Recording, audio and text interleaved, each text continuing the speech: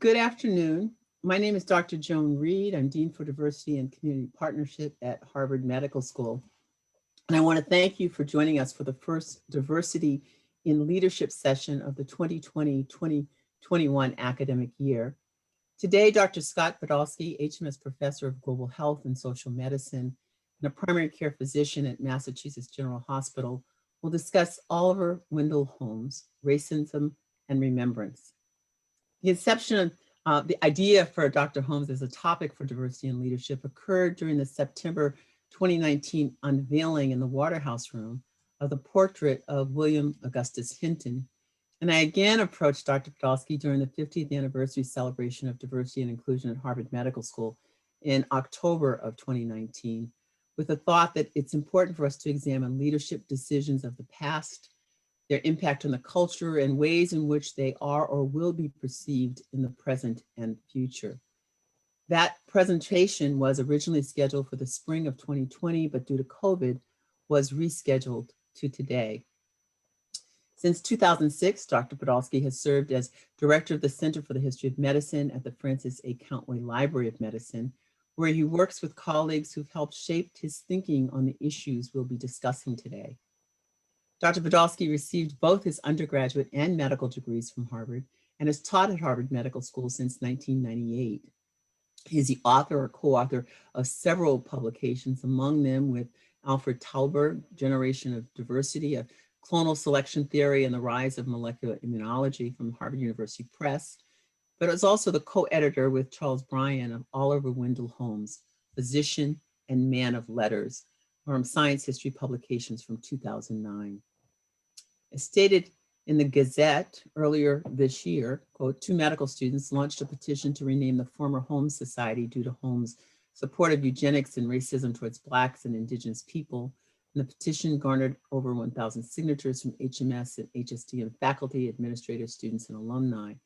It was following the recommendations of the Faculty Council Subcommittee on Artwork and Cultural Representations, a committee on which Dr. Podolsky served, I also served, that Dean Daley approved renaming of the Holmes Society.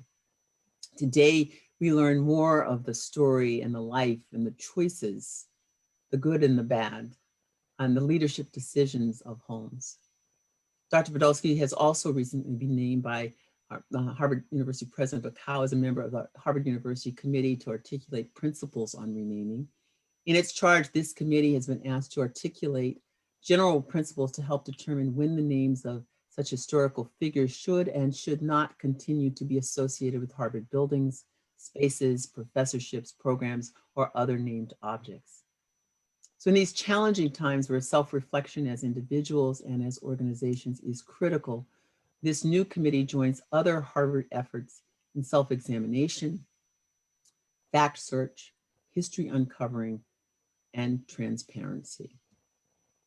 My office, the Office for Diversity, Inclusion, and Community Partnership, has enjoyed several collaborations with Dr. Podolsky and the Center for the History of Medicine, from the co-sponsorship in 2012 of then President Drew Faust's presentation, Battle Scarred Death and Disability Since the Civil War, to bringing the National Library of Medicine traveling exhibit, Binding Wounds, Pushing Boundaries, African Americans in the Civil War Medicine, to Harvard Medical School, to our current Perspectives of Change online exhibit that chronicles the effort to integrate Harvard Medical School, Harvard School of Dental Medicine, all the way up to the 50th anniversary event of affirmative action from last year.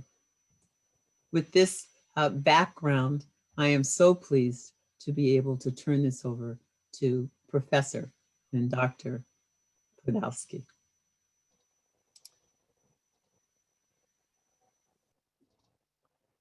Great. Can you all see my slides? Yes. Okay, great. Thanks so much for hosting me here today. It is always such a pleasure to get to work with Dr. Reed in her office. And like she stated, she and I indeed first discussed a talk like this at the Hinton Portrait installation. And then exactly a year ago yesterday, at the celebration of the 50th anniversary of affirmative action at HMS/HSDM. In fact, as she said, before COVID struck, I was supposed to give this talk this past spring, and it really grew out of a desire at HMS for institutional transparency. But I'm proud and not surprised to say that we were thereafter propelled forward by Harvard students.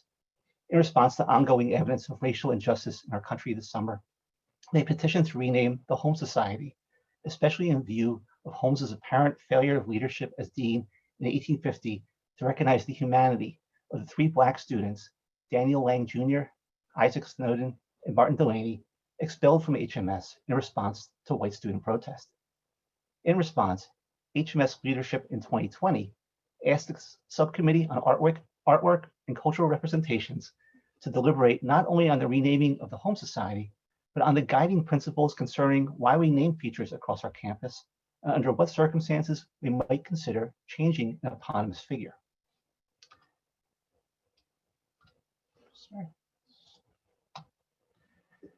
The committee concluded that such features serve as a source of inspiration, as a symbol of our collective aspirations, and as an opportunity to communicate our values to the world around us, and especially to our own staff, students, and faculty. On September 23rd, 2020, the Oliver Wendell Holmes Society was renamed the William Augustus Hinton Society in honor of the remarkable syphilologist, researcher, teacher, and first African-American full professor at Harvard. So as a leadership talk, this presentation is in small part a chance for us to reflect on Holmes's actions in 1850, but it's also a chance for us to consider how we engage with our own rich, complicated history as an institution, and to consider how we use names, symbols, artwork, and representations of our history, good and bad, on our campus. Regarding history, in a paper with Charlie Bryan last year on William Osler, we described two forms of medical history. One, a celebratory, inspirational form around shared and enduring values like devotion to our patients or to rational science. The other, a more critical, self-reflective form, such as in examining the social, cultural, political, and economic origins and shaping of persisting inequities, and of our own profession's role in perpetuating them.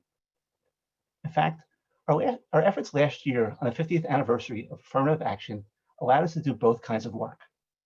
It was inspiring to read in the archives the letters of David Potter, Jonathan Beckwith, Alvin Poussaint, Dean Robert Egert, and others as they challenged the existing status quo and successfully advocated for affirmative action at HMS. Yet it was sobering to read the 1969 analysis by Leon Eisenberg, arguing then that structural racism rather than interpersonal racism was the root of the problem at the time, the same structural racism we name and confront 50 years later. This represents to me a demonstration of the utility and indeed necessity of the archive to inform and to inspire and to challenge us, and certainly to hold us accountable. Regarding symbols, and especially the removal and replacement, what I learned through our committee is that the symbols we choose and where and how we deploy them, of course, says as much about us and our present values and aspirations as it does about the names and representations we deploy. Now, how do we do this while staying quote unquote true to the history, and to which part of the history?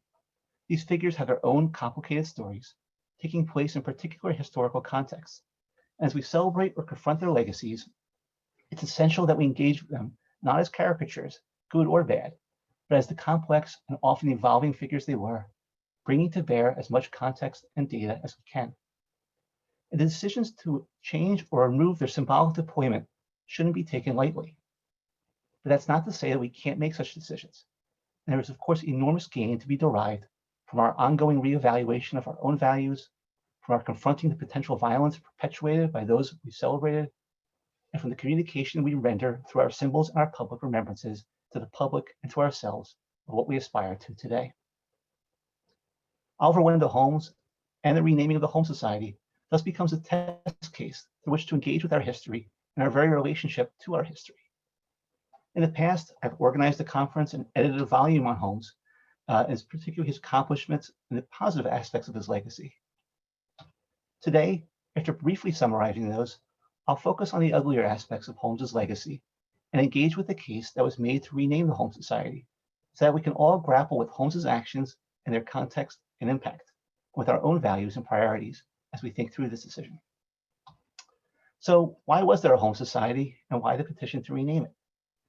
Holmes was born in 1809, for context, the same year as both Darwin and Lincoln, and died in 1894.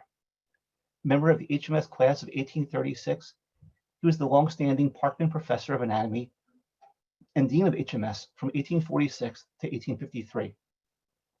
Famed for his demonstration of the contagiousness of puerperal fever in 1843, and for his coining of such terms as anesthesia, Holmes has been considered a central figure in the 19th century attempt to place orthodox medicine on a rational, scientific footing, epitomized by his 1860 quip that if the materia medica could be sunk to the bottom of the sea, it would be all the better for mankind and all the worse for the fishes. As a writer and poet, Holmes would extend beyond his USS Constitution-saving poem, Old Ironsides, and giving Boston its moniker as the hub of the solar system, to become one of the most popular American authors of the 19th century. His Breakfast Table series, first appearing in the Atlantic Monthly, which he named, serves to break new literary ground, while his fictional medicated novels, like Elsie Venner, foreshadow death psychology and the notion of multiple levels of consciousness. Physician writer Arthur Conan Doyle would name his famous detective after him, while William Oster considered him, quote, the most successful combination which the world has ever seen of the physician and man of letters, unquote. Perhaps most relevant to our discussion was the high regard in which Holmes had been held as a teacher. In his 1905 history of HMS, Thomas Francis Harrington noted that, quote, in my wide search for material for this history of our school, I've interviewed alumni ranging from the oldest living graduate down to the youngest teachers in the school. Of the many reminiscences given me, none surpass in number, sweetness, and enthusiasm those of Holmes's old pupils, unquote. By 1982, HMS celebrated its bicentennial, featuring as part of the festivities an evening with Dr. Oliver Wendell Holmes. That same year, as the academic leaders of the school formulated the 25-student pilot program of what would become the new pathway, the program appears to have been named the Oliver Wendell Holmes Society even before receiving its final designation. With the medical school again having paid tribute to Holmes on the cover of its winter 1984 bulletin, Holmes Society's first students entered in the fall of 1985. By 1987, the new pathway began in full, with the Holmes Society joined by Cannon, Castle, and Peabody Societies, each named after a prominent white male physician. In more recent years, there's been a resurgence of Holmes-related scholarship, including Peter Gibbion's Oliver Wendell Holmes and the Culture of Conversation, placing skepticism and iconoclasm at the very center of Holmes's character, and Holmes himself at the very center of America's 19th century debate over the fixity of ideas and the importance of open, iterative conversation and debate. And yet, Holmes has also received attention in recent years for significant actions taken and words spoken that have played a role in the history of systemic racism at HMS and in this country. Since 2018, the White Coats for Black Lives Racial Justice Report Card has consistently given HMS its lowest grade in response to the category concerning, quote, the physical space of the medical school, noting that the physical space explicitly celebrates racist/white supremacist individuals. Oliver Wendell Holmes, after whom one of the Harvard Medical School academic societies is named, was a former dean of Harvard Medical School. When, in 1850, white students protested the admission of 3 Black students to Harvard Medical School, Holmes led the faculty in expelling the Black students, unquote. More recently, in June of 2020, in the context of the, quote, inextricable connection between the murders of Ahmaud Arbery, George Floyd, Breonna Taylor, Tony McDade, and the countless other Black lives unjustly lost to racism, and the lack of representation of Black people in academia, including Harvard Medical School and School of Dental Medicine, HMS/HSDM students petitioned the school to rename the Holmes Society. In support of this proposal, they noted that on the official HMS website, quote, there is a lack of mention of that Holmes's social commentary often centered on the promotion of eugenics and his violence toward Black and Indigenous peoples, unquote. Further, they noted that given Holmes's actions in 1850, that it is, quote, clear Holmes did not acknowledge the basic rights and humanity of Black medical students. As such, the Holmes name has far too long been accepted as a toxic fixture in our academic environment, and it is time for our HMS/HSDM community to demonstrate that the lives of Black students truly do matter, unquote. This was the context of our re-examination of the renaming of the Holmes Society, and I'd first like to focus on Holmes and eugenics, if largely to dismiss such concerns, before focusing on Holmes and race, concerning African American and Indigenous peoples alike, and where significant concerns do arise. Regarding eugenics, in 1883, Francis Galton coined the term, roughly meaning well-born. Grounded in notions of hereditary determinism and apparently supported by genealogies of quote-unquote defective families, eugenics by the first decades of the 20th century was a global discipline. Most critically, it could be translated into action, whether through the encouragement of breeding among the apparently well-born or the restriction of breeding, notably through sterilization among apparent defectives. In 1927, Supreme Court Justice Oliver Wendell Holmes Jr., in the case of Buck versus Bell, infamously wrote the decision that, quote, 3 generations of imbeciles is enough, unquote, permitting Carrie Buck's sterilization in Virginia and representing perhaps the most visible expression of eugenic thought in interwar America. Oliver Wendell Holmes Sr. has been considered an important influence on Holmes Jr.'s eugenic thought and a central proponent of eugenics in his own right. As Adam Cohen has recently written, quote, Holmes Sr. was one of the first American intellectuals to espouse eugenics. Holmes believed eugenic principles could be used to address the nation's social problems. In an 1875 article in the Atlantic Monthly, he gave Galton an early embrace and argued that his ideas could help to explain the roots of criminal behavior.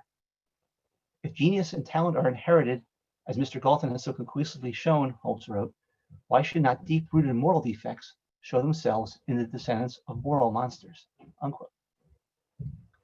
In this telling, there's a direct link between the elitist and self-proclaimed Brahmin Holmes and his son's later beliefs and actions. Yet the relationship between Holmes Sr. and Holmes Jr. is far more complicated than depicted here.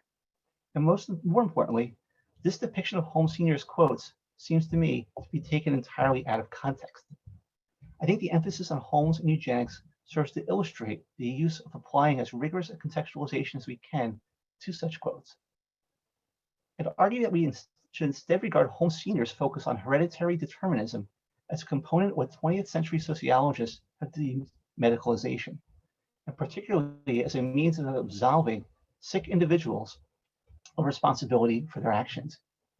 In the 19th century, directly turning away from his own minister father's fierce Calvinism and the notion of predestination in heaven, and from his own year of aborted studies at Harvard Law School, Holmes Sr. focused ever more on heredity and apparent predestination on earth. Reflecting Holmes Sr.'s 19th century positioning of the authority of medicine vis-a-vis the clergy and the law, psychopathology in particular was to be contrasted with sin on the one hand and legal responsibility on the other. The goal for Holmes Sr. was to replace damnation and punishment with sympathetic treatment. This seems to be the key theme underlying his most famous medicated novel, Elsie Venner, the 1861 book referenced by Cohen and relating the tragic story of the destructive 17-year-old Elsie Venner, who today likely be diagnosed with schizophrenia, and whose mother was literally bitten by a snake in the book while Elsie was in utero. As the novel's Professor Kittredge, standing in for Holmes, notes to his young student attending on Elsie, quote, we have nothing but compassion for a large class of persons condemned as sinners by theologians, but by us as invalids. We have constant reasons for noticing the transmission of qualities from parents to offspring, and we find it hard to hold the child accountable in any moral point of view for inherited bad temper or tendency to drunkenness, as hard as we should to blame him for inheriting gout or asthma. We're constantly seeing weakness where you see depravity. We used to be as hard on sickness as you were on sin. We know better now, unquote. Still closer to notions of breeding, Kittredge continues, quote, I've heard of a famous cattle breeder who used to say he could breed to pretty much any pattern he wanted to. Well, we doctors see so much of families how the tricks of the blood keep breaking out just as much in character as they do in looks, that we can't help feeling as if a great many people hadn't a fair chance to be what is called good, unquote. Such hereditary notions were thus to be linked to compassionate care rather than to breeding or restrictions on reproducing per se. A similar tension runs through crime and automatism, the 1875 Atlantic Monthly article likewise referenced by Cohen, in which Holmes, quote, gave Galton an early embrace. Holmes again notes, in the very context of the Galton quote concerning families with inherited defects, that, quote, it is plain enough that one should substitute a moral hospital for a place of punishment. Mortal idiocy is the greatest calamity a man can inherit, and the subjects of it deserve our deepest pity and greatest care, unquote. In Holmes's focus on hereditary predisposition, he thus appears to have been fighting against his father's own Calvinist notions of predestination, rather than intentionally laying the groundwork for anything that would result in intentional breeding or sterilization. And Holmes does not appear to have taught such notions in class throughout his tenure at Harvard. This does not, of course, absolve Holmes from the later purposes to which such medicalization, hereditary determinism, and language could be applied, including to the sterilization of racial minorities in the US. But to argue that Holmes believed eugenic principles could be used to address the nation's social problems would seem to conflate Holmes's initial intentions with the potential later impact of his writing. We can each judge Holmes in this respect by which aspect we find more relevant.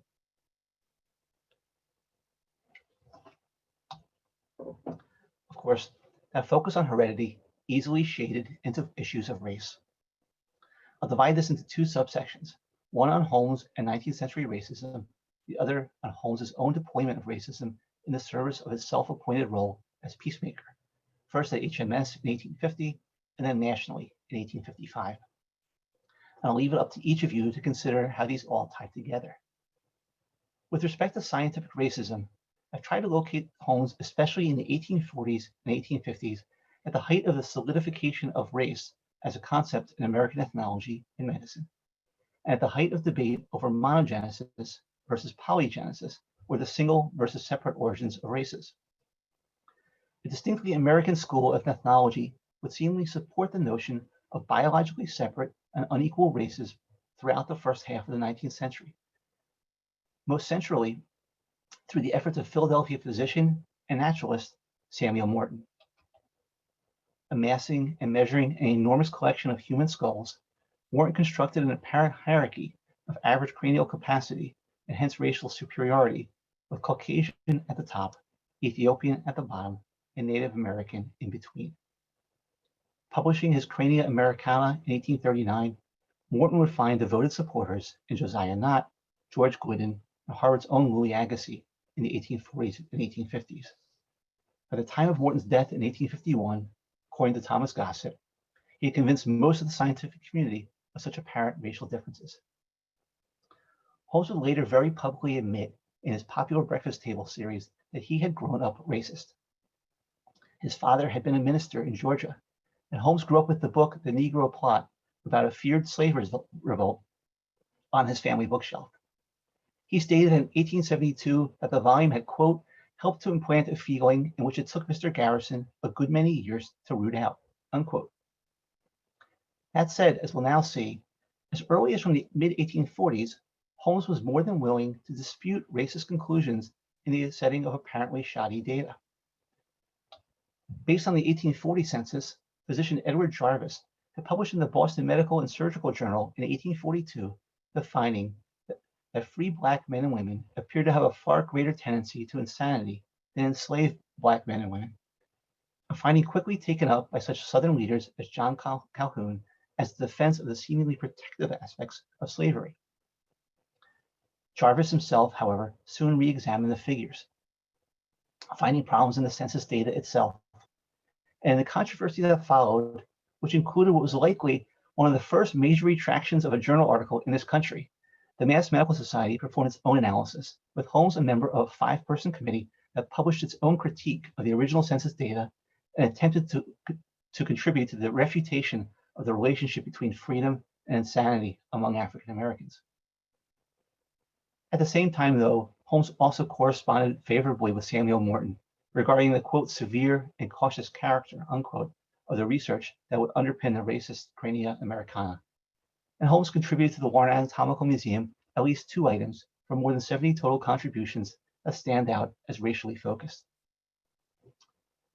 In December of 1850, in his annual series of lectures on anatomy, Holmes devoted 3 lectures to the races of mankind, and these are the notes that we have on them. We see Holmes citing Morton and Agassiz on the one side and prominent monogenicists on the other. What exactly did Holmes say, and where exactly did he stand? We have no direct lecture notes from that year, but the controversy that would erupt the following week over the presence of 3 Black medical students attending at the lectures may be telling. One anonymous writer in the Boston Daily Journal would assert that, quote, a portion at least of the medical professors at the school do not hesitate to avow their opinion of the inferior capacity of the Negro race, unquote. But another, likely pointing to Holmes, replied, quote, a single professor has indeed mentioned the alleged inferiority of the African race, but if the kind and considerate language in which the allusion was made and the touching tribute to the virtues and excellencies of that race which accompanied the remark could be here given, it would be found to do honor to the heart as well as the tongue of one of whom American science and American letters are alike justly proud, unquote. Holmes himself, whether on account of the controversy that would follow or otherwise, appears to have significantly scaled back from such lectures in his extensive anatomy courses, with nothing again approaching an overt 3-part series on the races of mankind. In fact, looking at the existing data regarding Holmes' teaching career, it's hard not to conclude that for such a prominent anatomist and teacher, at the height of ongoing debate over the nature of race and human genealogy, Holmes was relatively quiet on the matter, contributing little original research and publishing almost nothing, despite his extensive writing output throughout this time. That said, there are enormous evidentiary gaps, and we can certainly read racist notions into his correspondence with Morton, some of his collecting, and likely some of his teaching, the latter of which continued long after the height of the monogenesis-polygenesis debate of the 1840s and 1850s. The potential impacts of such actions upon his students and the public are easy to imagine, if difficult to quantify. It's really in his guise as would-be peacemaker that we see Holmes most dramatically exhibit an underlying racism, and this seems to me the most damning aspect of his story. The 1850 episode concerning the first African-American students at HMS and the expulsion of such students for the sake of maintaining apparent unity at the school has received the most attention to date. But it will be in an 1855 talk, an attempt to maintain national unity in which Holmes would most visibly apply notions of white supremacy with respect to both African Americans and Native Americans. I'll go into both of these episodes in some detail. In the fall of 1850, in fact 170 years ago this week, the Harvard Medical Faculty received letters inquiring if 2 Black men, Daniel Lang Jr. and Isaac Snowden, could be admitted to HMS so that both could practice in Liberia. The medical faculty, headed by Holmes, discussed both men in early November and voted to accept them, waiving the fees for Lang and with Snowden's to be paid for by the Colonization Society. Soon thereafter, Martin Robeson Delaney applied in person at Holmes's office. The remarkable Delaney had applied to and been rejected by multiple medical schools and brought 17 letters of recommendation from physicians in Pittsburgh and Allegheny, as well as 3 letters from clergymen who endorsed his character and intelligence. After the meeting, Holmes, as dean, accepted Delaney as well. However, on December 10th, the week after Holmes's lectures on the races of mankind, 60 white students met to discuss the Black students.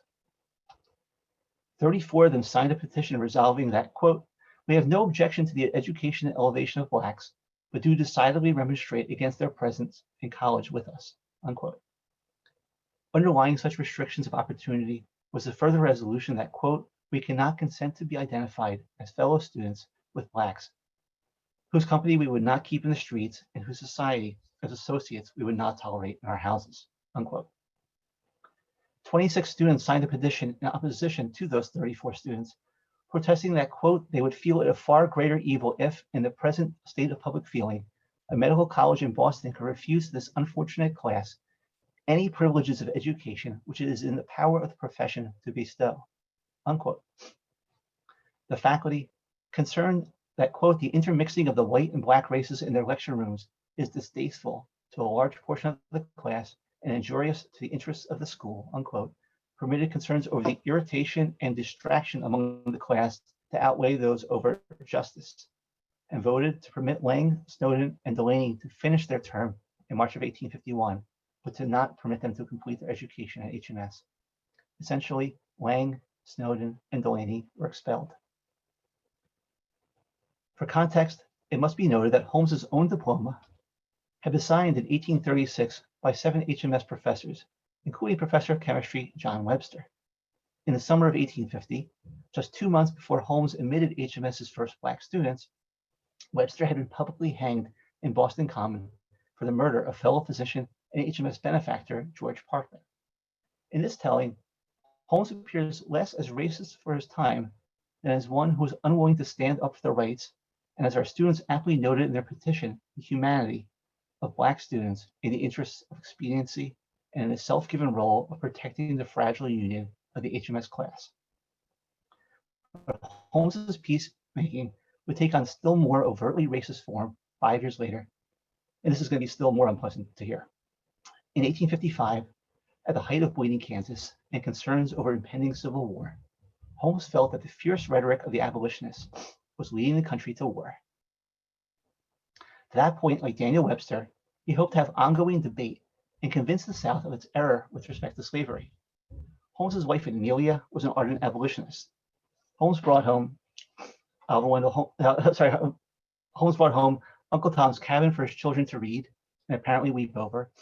And Holmes considered that, quote, in a little club of 10 physicians, I rather think I occupy the extreme left of the liberal side of the house.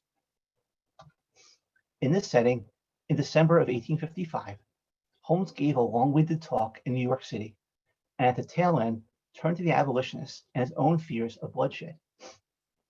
Discussing the detested social arrangement of our neighbors, namely slavery, he asked, shall we of the North feel and act to these Southern men as equals and brothers?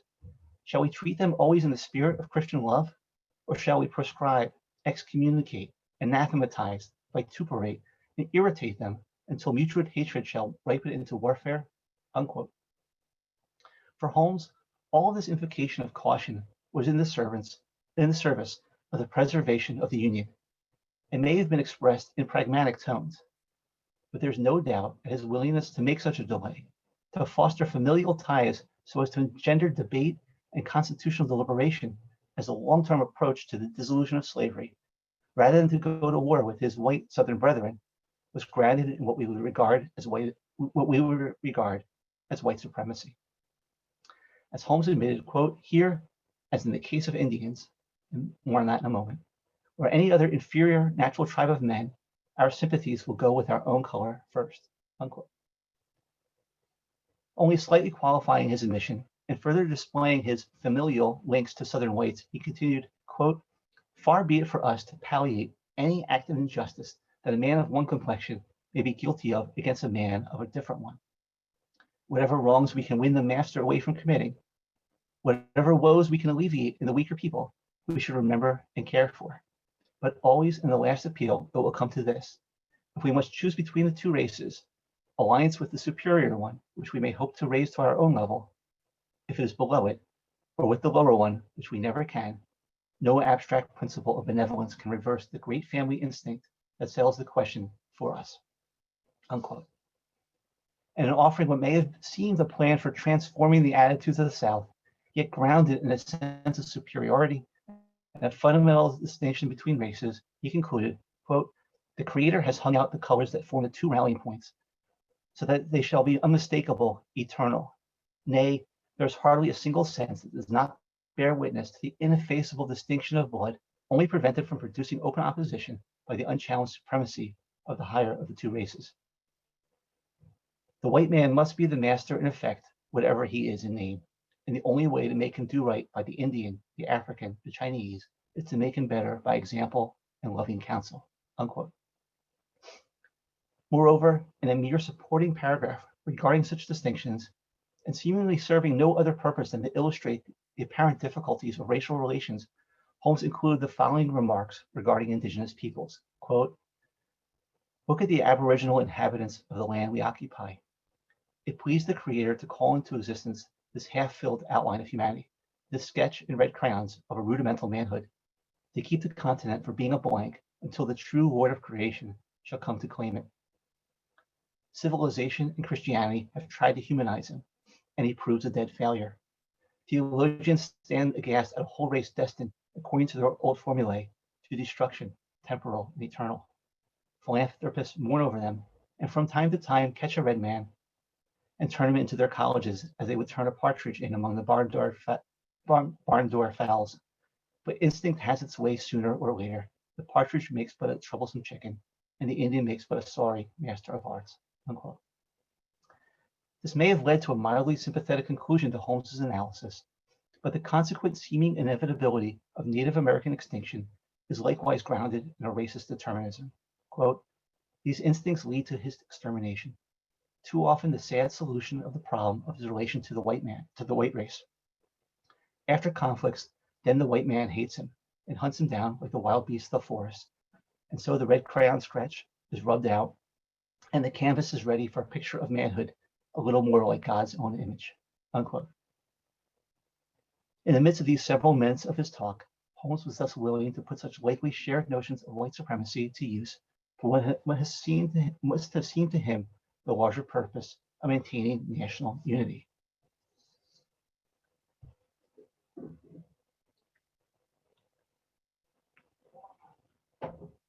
It's telling that Holmes appears to have received not a single rebuke for his remarks on Native Americans, but his remarks on abolition and slavery created a temporary firestorm, especially in abolitionist newspapers among his friends like Ralph Waldo Emerson and Charles Sumner. In a letter to abolitionist Theodore Parker the following April, Holmes noted the moral equivalence of the races. Quote, you can see this in the top right, an African or an Indian in the right is better to me than an Anglo-Saxon in the wrong, unquote.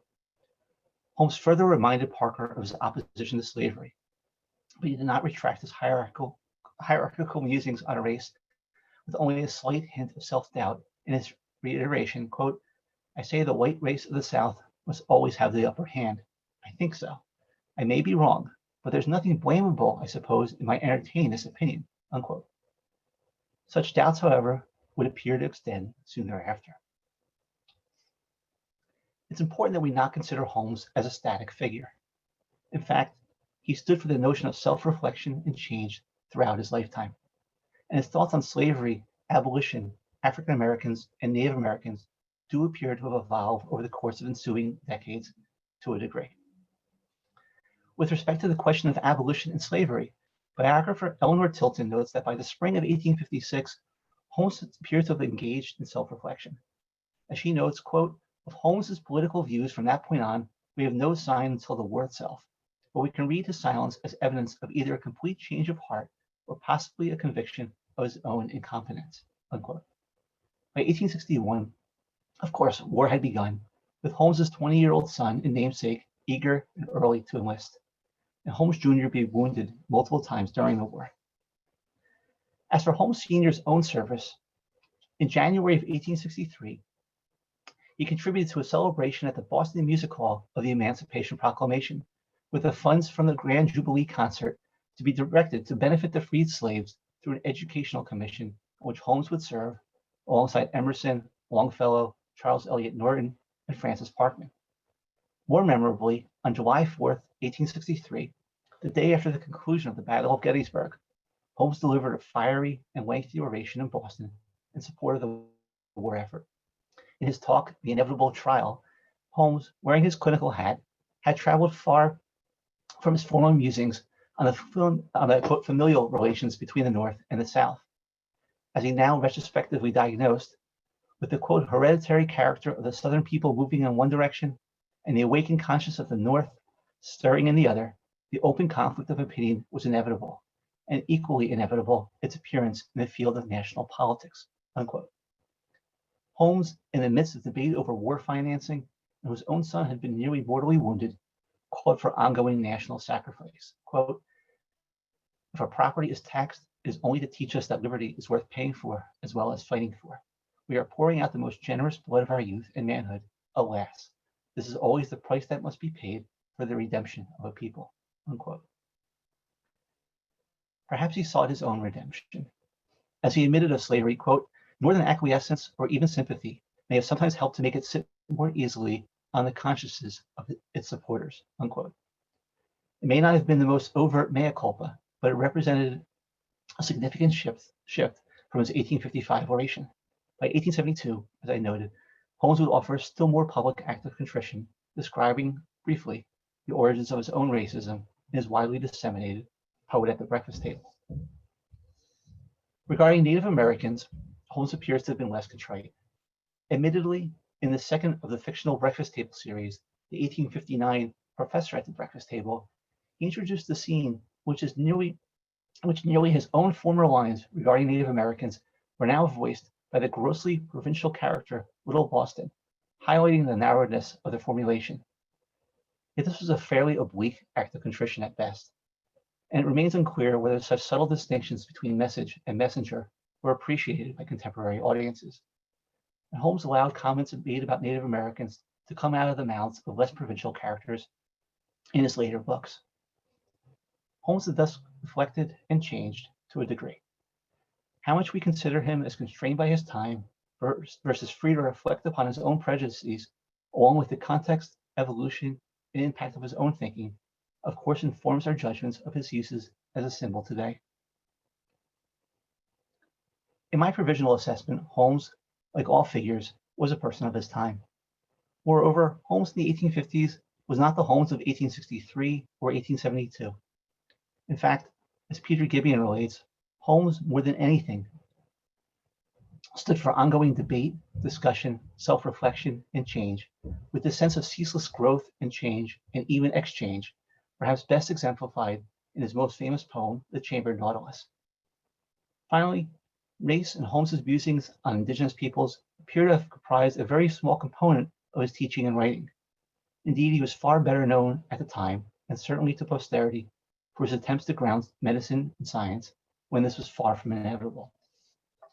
And yet, not only could Holmes's actions and versifying depicted in this paper concerning both African Americans and indigenous peoples have influenced both HMS students and public opinion, but they of course ring in stark contrast to HMS's present values.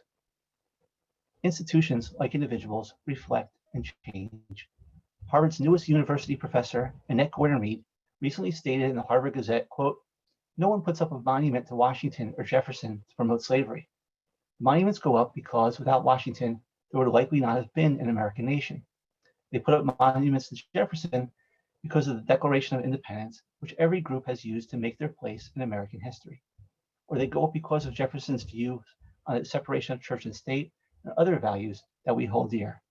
I think that on these two, Washington and Jefferson in particular, you take the bitter with the sweet. The main duty is not to hide the bitter parts," unquote. This is not to equate Holmes with Washington or Jefferson in national prominence and debate, but within the history of American medicine, he's certainly a foundational figure. The choice of Holmes as the symbol of medical education in 1982 was made not in deference to his teachings or writings on race, but owing to his symbolizing scientific inquiry, perhaps even ongoing education and growth. However, prominent symbols and prominent role models may have prominent impacts and speak to the identity and values of the institutions in which they're deployed. In 2020, as HMS appropriately prioritized diversity, inclusion, and anti-racism within medical education and within society, it became clear that Holmes was no longer an appropriate symbol for Society of Pathway students at HMS/HSDM.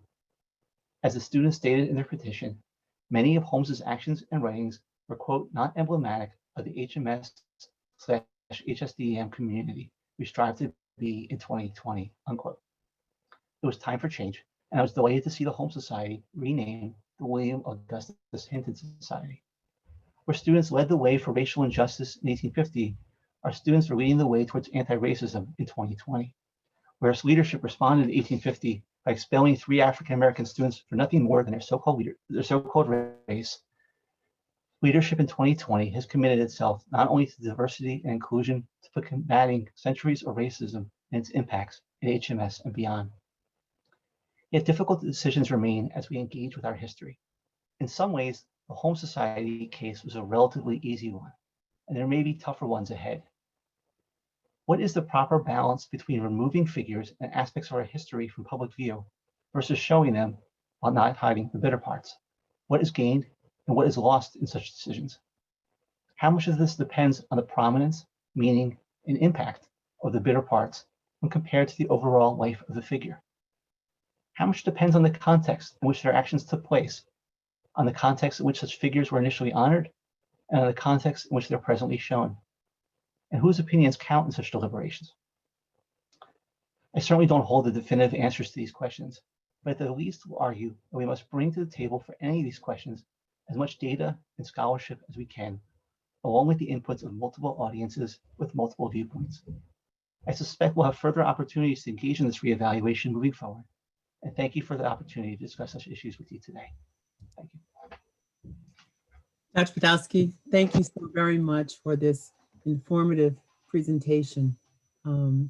It's as you said, it's important for us to understand our history, to have the data, to have this opportunity to go back to the original writings and the original thinking, and to be able to try to put things in context is clearly important.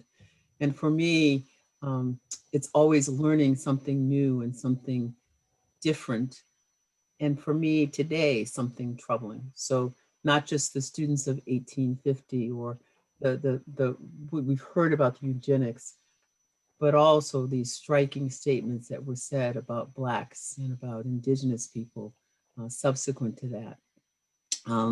So I know that the school did the right thing now, but it's so important to understand this history. For those who are here, please use the Q&A for any questions you might have. But a question that I have for you, do you think that the kind of actions from then, from Holmes and the decisions back in 1850 and as it moves forward, do you think this had any subsequent impact on later decisions around admission of Black students? So yeah, I'm sorry, go ahead. Go ahead. No, it's a good question, and it's always complicated to do a counterfactual history. One easy answer would be to say no, meaning by 1868, after the Civil War, HMS quietly, without anything in the faculty records, reversed its policy and admitted its first African American students, whom we certainly celebrate today, and Dorsey and Howard and Still. The dental school, from its very beginning, was a leader in the admission of African American students, positing this as a notion of justice.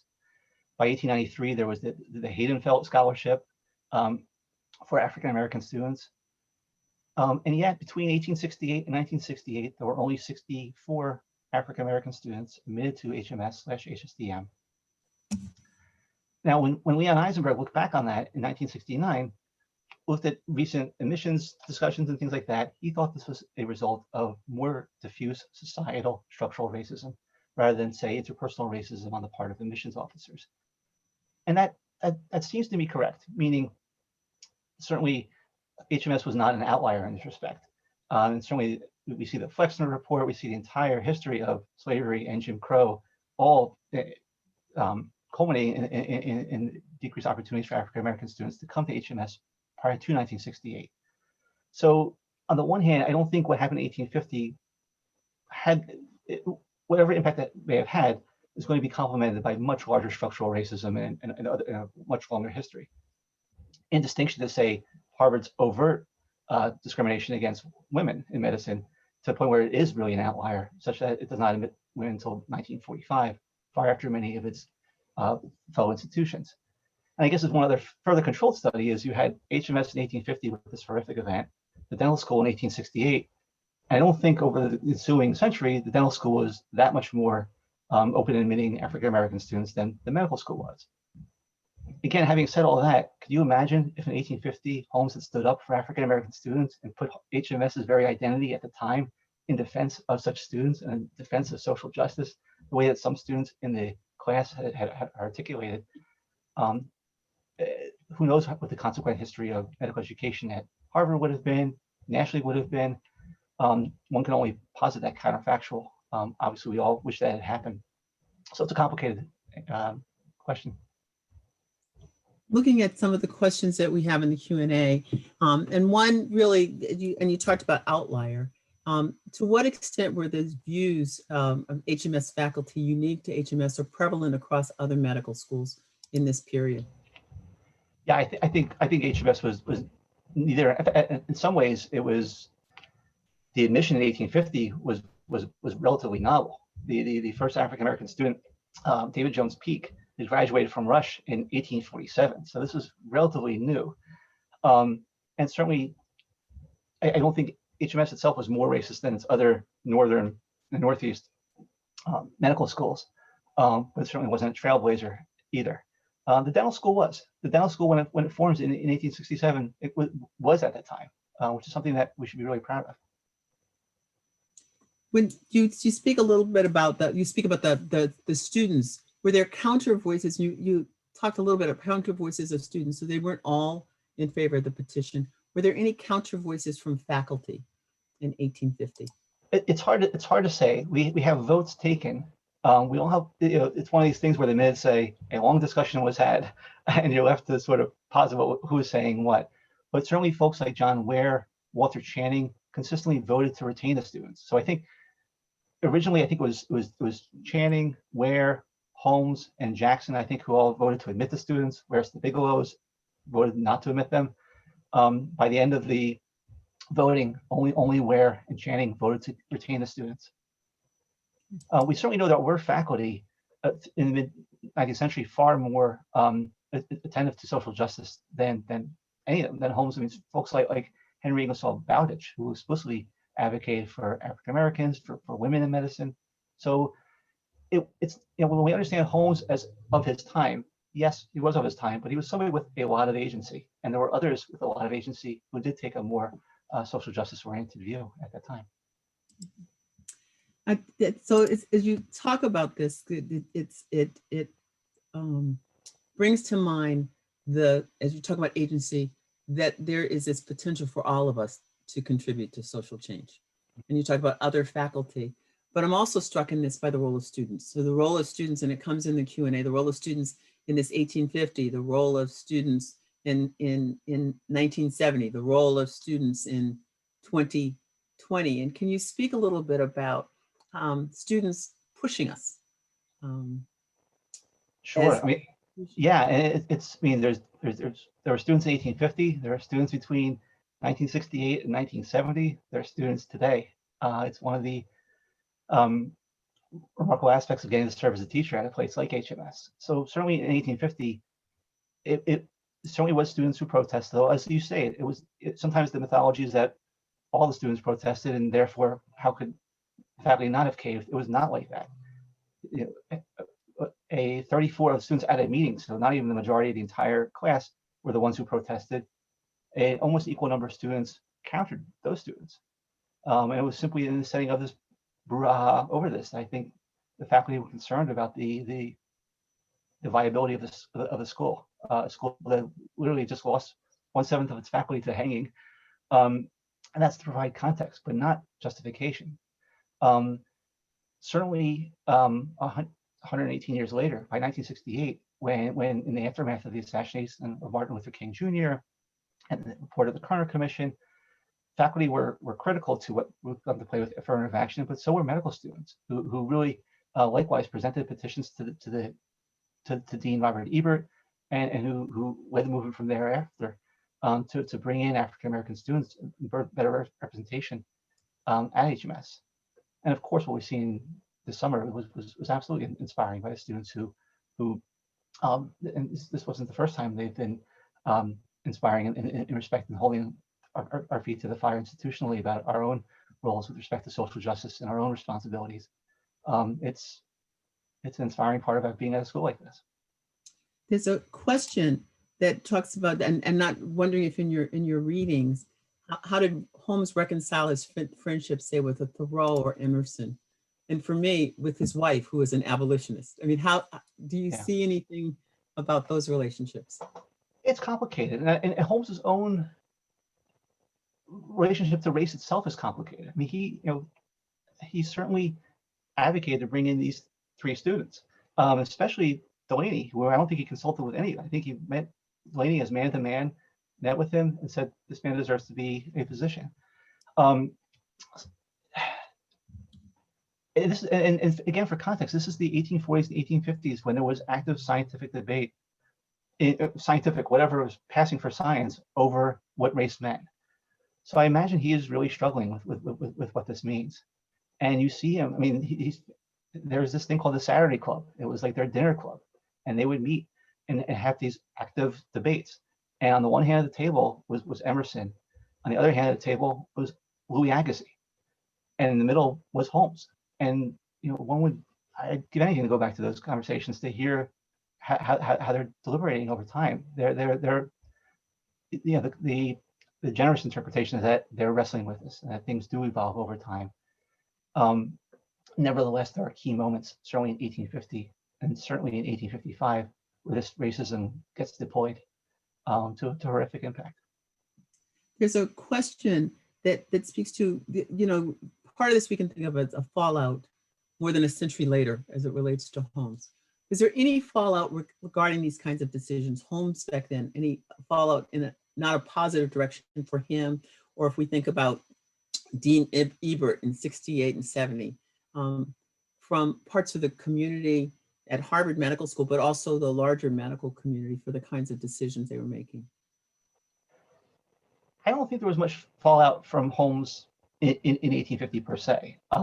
Certainly by 1853, he gives up being dean, and certainly being dean in 1850 is a much easier job, except for that event, than it is for Dean Daly today. And it's a small school, but he certainly gives it up a few years later. So one can imagine how stressful it had been. I don't think he got much grief about that at the time. He certainly did in 1855 around that talk, and mostly around his remarks on the abolition and slavery and race. It's very telling. He gets no criticism, and I can tell at any time throughout his life on his remarks on indigenous peoples, which in many ways are viewpoints that he seems to maintain longer than he did even on African Americans. When you think about this, maybe you could pause it on what's the responsibility of others in our environment. So part of this is this leader, and Holmes as a dean, but others or managers or leaders or chairs or faculty or in different kinds of positions. What kind of roles do you see them having in these organizations in terms of moving forward issues around justice or equity? Is there a space for other people? Yeah, and here's where I found the 1968 episode around affirmative action really inspiring. So you had, for instance, David Potter, who was at the time was a junior faculty, going to the dean and saying, we have a moral obligation to transform our school. And he's joined by people like Jonathan Beckwith. Again, these are folks before they become the David Potter and Jonathan Beckwith we revere today, taking on these roles. You have the students signing their names to those roles. In 1968, at a time when, granted, this was the 1960s, there was already some increasing ability to speak to authority, but these were still really brave people.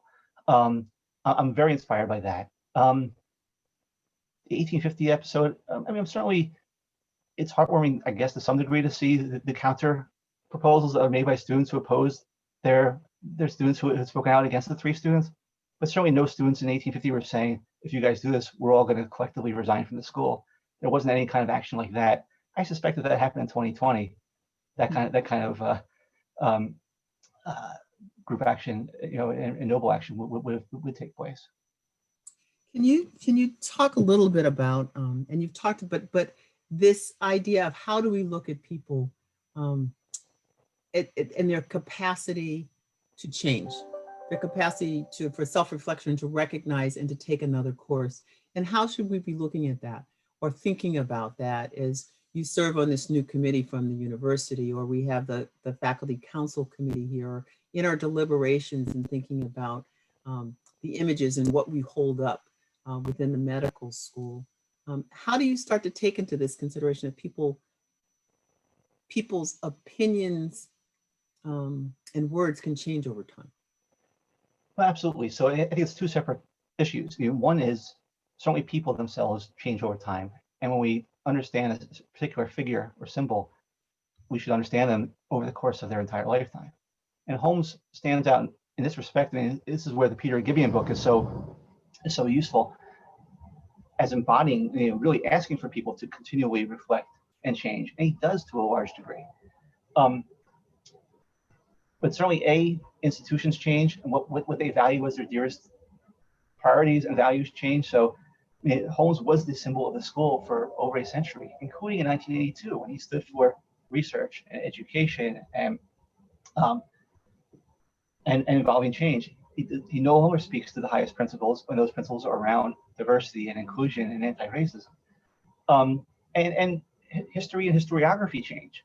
I mean, I wrote, edited a volume in 2009 on Holmes where I didn't know about this 1855 talk and said, well, somebody will get to Holmes and race. New information becomes available, new interpretations become available. So it all does evolve over time, and building names do change. I mean, this is all tempered by what is lost in such changes, right? How do we avoid erasure when important histories are lost with that, when important lessons are lost with that? That is the balance. I mean, how do we, on the one hand, acknowledge and advocate for such change and self-reflection, while being mindful of what can be lost with the erasure of particular symbols and histories. So I want to being really cognizant of time, I want to say thank you so very much for this careful, well-considered presentation today. And I think for me, placing it in this context of you know, before we started, we saw the symbol on the screen with the Veritas and the importance of telling the story and searching for truth in this. And wherever you land in this space of, do you keep the symbol, do you take the symbol down? How do we stay in a space of us telling the full story? And as more data, as more information comes out, as you talk about Holmes, how do we tell the rest of the story? Sort of an NPR approach. And particularly as an academic institution, how do we make sure that all sides are displayed? So thank you for this. Thank you all for joining us today. Thank you, Jen.